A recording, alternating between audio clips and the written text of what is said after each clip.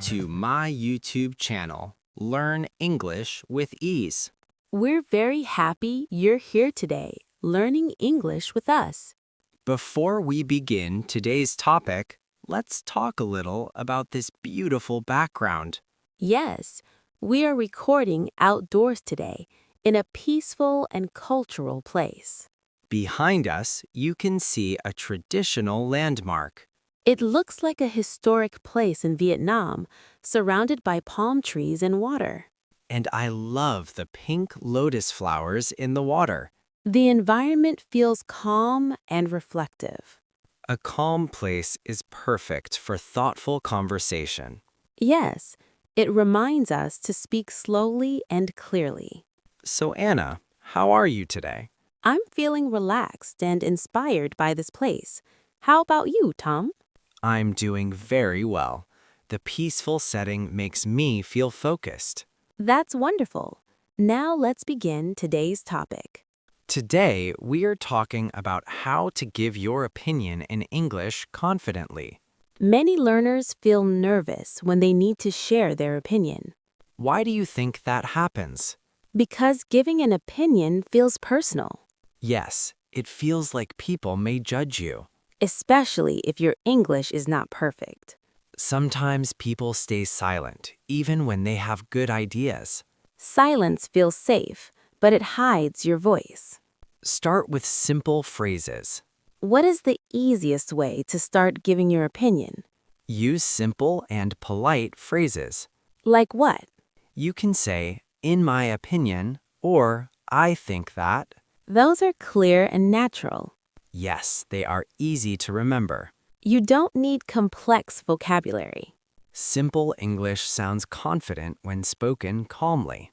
Some people think confidence means speaking loudly. But that's not true. Confidence is calm. Yes, when you speak slowly and clearly, people listen. Even short opinions can be powerful. For example, I agree with that idea, or I see it differently. Short sentences are strong. What if you disagree? Disagreeing can feel uncomfortable, Especially in English. but polite disagreement is possible. What phrases can we use?